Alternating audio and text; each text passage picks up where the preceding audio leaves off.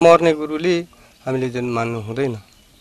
मर्ने त अब सेतो जुन वस्त्रमा मर्नेले मात्रै सेतो दिन्छ भनेर यसरी व्याख्या गरिदिए। अनि आधा अन्धभक्तहरू उतैतिर लाग्यो, हो सङ्ख्याले जित्दै लग्यो। त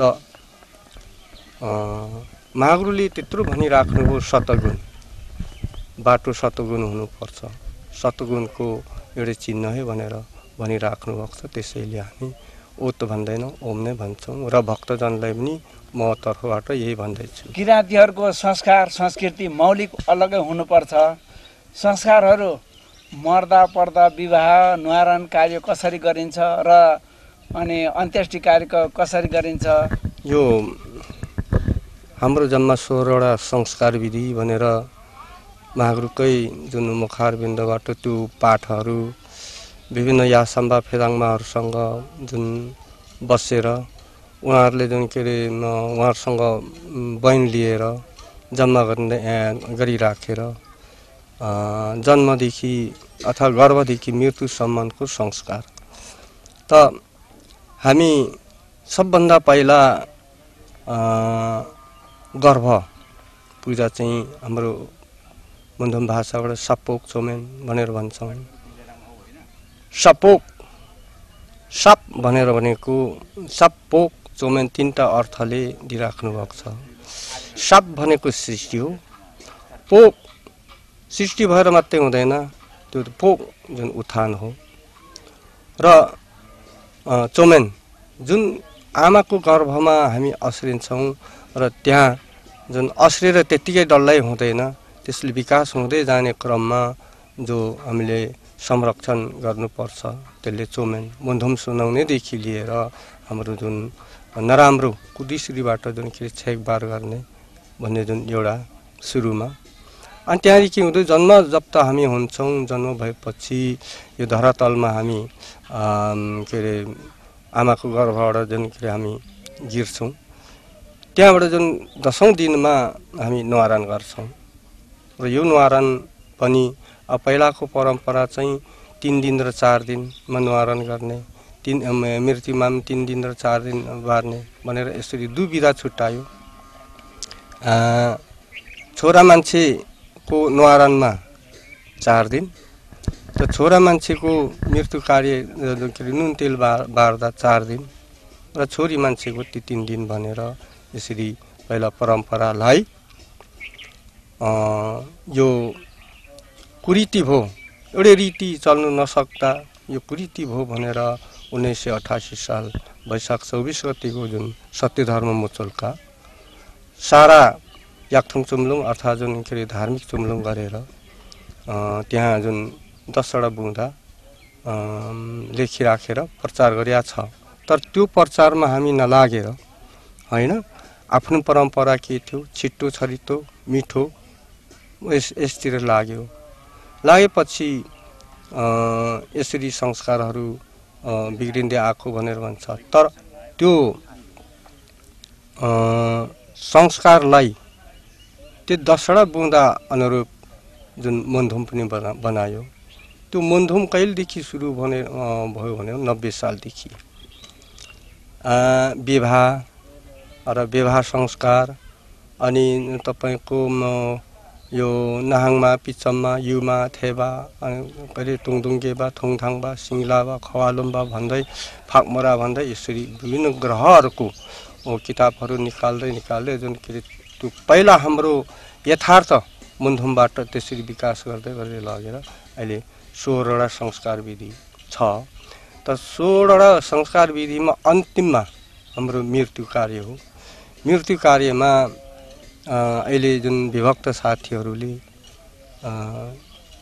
हाम्रो पहिला परम्परा आम बाबा खस्दा आफन्त खस्दा केस खौरिने 9 दिन बारेर 10 दिनमा केस खौरेर जुन के अबदेखि हामी छुट्यौँ है भनेर के अरे वाचन गर्ने यस्ता मुन्धुमहरू छ। तर अहिलेको हाम्रा विभक्त साथीहरूले केस खौरिने हाम्रो के अरे संस्कार होइन, यो हिन्दूको हो। त्यसले गर्दा हामी केस खौरिँदैनौँ भनेर के कति अन्धभक्तहरूलाई त्यसमा अलमले राखेको छ र कतिले केस काट्दैन।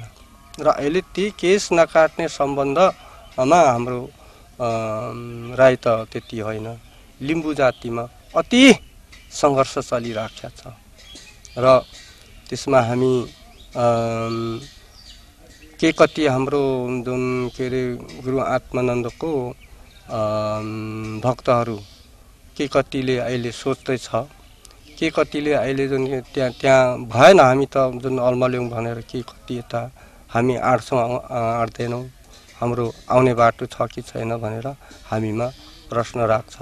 तर हामी भन्ने गर्छौँ कि त्यसरी होइन। सिर्फ महागुरु फाल्गुनन्दको उपदेश, महागुरु फाल्गुनन्द ल्याएको सत्य रजतम 3 गुणमा 1 गुण सत्य, सत्य सम्झेर आउँछौ भने एउटा सेतो जुन के अरे शान्तिको प्रतीक सम्झेर बुझेर आउँछ भने दैलो खुल्ला छ भनेर हामी त्यो भन्ने गर्छौँ। र अरू बाँकी त मन्धुमहरू पनि मिल्दैन। जम्मा चाडा बुँदामा हामी छुटेको एक त मन्धुम उहाँहरूकोमा जुन थुथुरी भन्छ, थुथुरी मन्धुमबाट जुन के जोडजाड गरेर जान्नेले धेरै नजान्नेले थोरै यस्तै बनाएको मन्धुमहरू त्यहाँ जोडिएको छ। त्यो मन्धुम पनि नभएर धेरै किंवदन्ती कथाहरू, मिथक कथाहरू बनाएर वेद बनाएको छ। तर महागुरुको वेदमा मुख्य जुन के 8-9-10 वर्षसम्म हाम्रो बद्रीनाथ गुरुको हस्तलिपिबाट लेखिएको अहिले त्यहाँ छैन र तिनीहरूले गलमल पारेर कति थप्यो कति घटायो। त्यसले गर्दा हामी त्यो वेद जुन सही वेद होइन भनेर हामी भन्छौँ। यो महागुरु फाल्गुनन्दको टाउको काटेर यसरी हुँदैन भनेर हामी भन्छौँ र त्यही सत्यतामा हामी बाँचिराखेका छौँ र हाम्रो जुन अहिले हाम्रो अगाडि पछाडि हिँड्ने हाम्रो भक्तजनले पनि त्यही नै सन्देश दिने गरेका छन्। गुरुले राम्रो कुराकानी गर्नुभयो।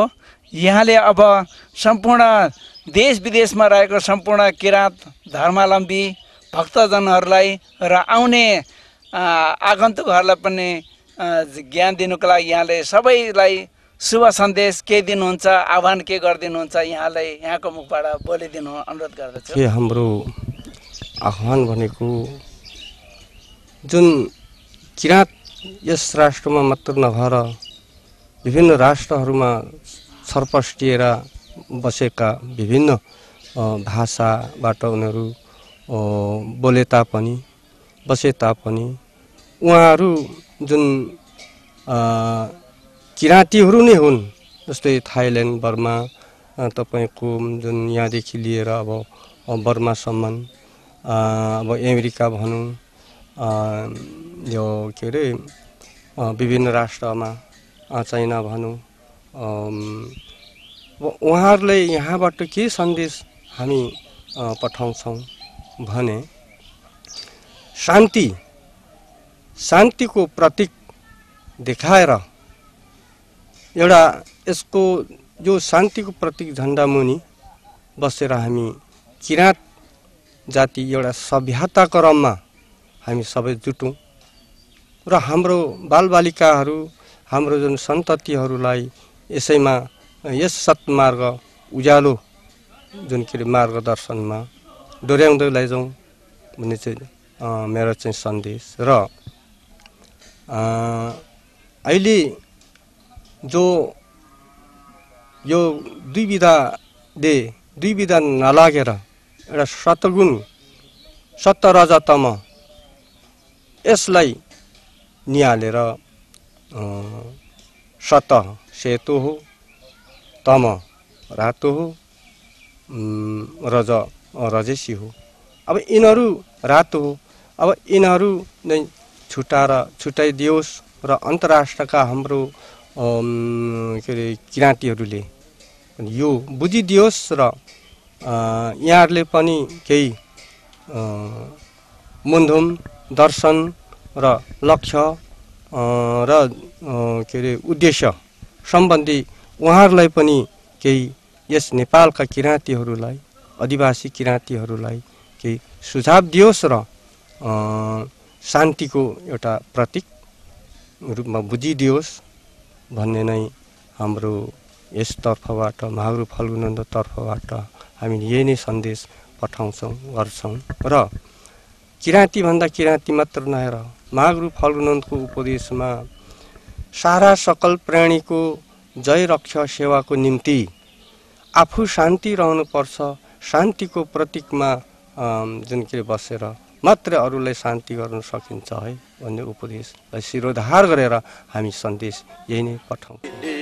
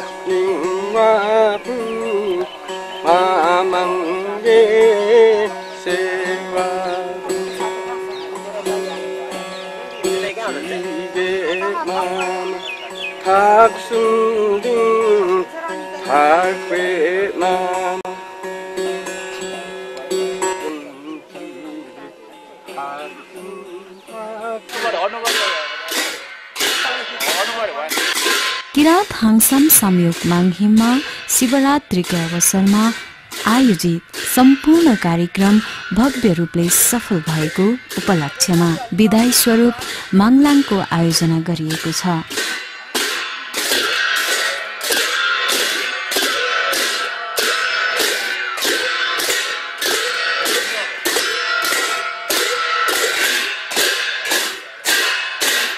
यो माङलाङ नृत्यलाई हेर्दा किराँत धर्ममा कला र संस्कृतिको पूर्ण रूपमा विकास भएको पाइन्छ।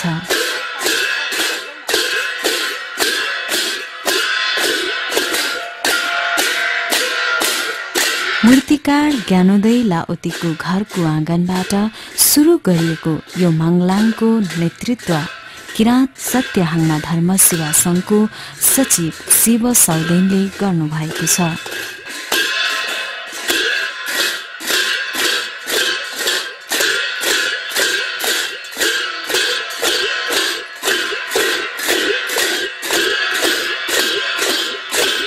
माङलाङको अग्रभागमा सेतो पहिरन लगाउनु भएको सेवासाबा सेवासानाहरू हुनुहुन्छ। सेतो रङलाई सकारात्मक सोचको प्रतीकको रूपमा पनि हेरिने गरिन्छ।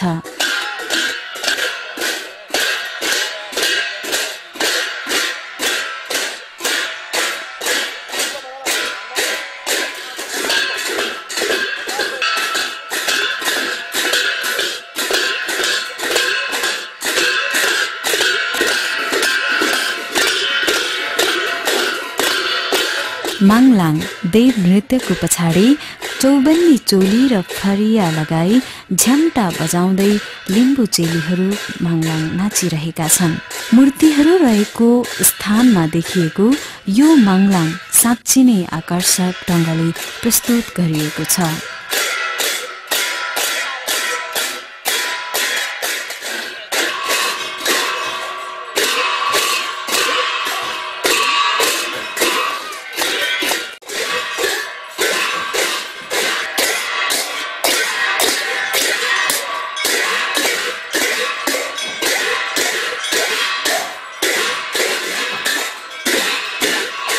किराँत धर्मको सांस्कृतिक प्रतीकको रूपमा रहेको माङलाङ धार्मिक नृत्यप्रति कसैको चासो रहे टाढा कतै जानु पर्दैन। किराँत हाङसाम संयोग माङहिम हात्ती लिँदामा आएपछि माङलाङ सम्बन्धी विस्तृत जानकारी लिन सकिन्छ।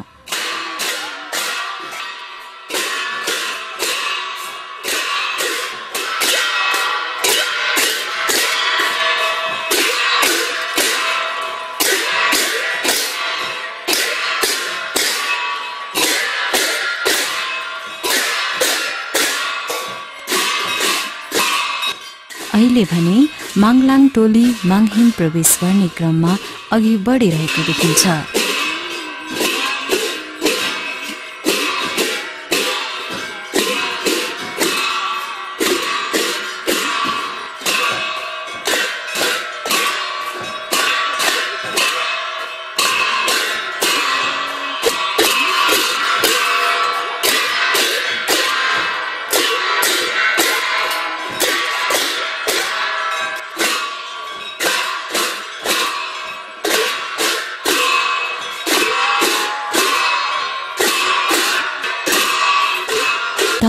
संस्कृति र रीतिरिवाजको संरक्षण गर्नु हामी सबैको कर्तव्य हो। के तपाईँ पनि पवित्र आत्माले माङहिमको दर्शन गरी शान्तिको कामना गर्न चाहनुहुन्छ? यदि चाहनुहुन्छ भने इलाम चुलाचुली 2 हात्तीलेन्डामा अवस्थित किरात हाङसाम सामयोक माङहिम सदा तपाईलाई स्वागत गर्दछ।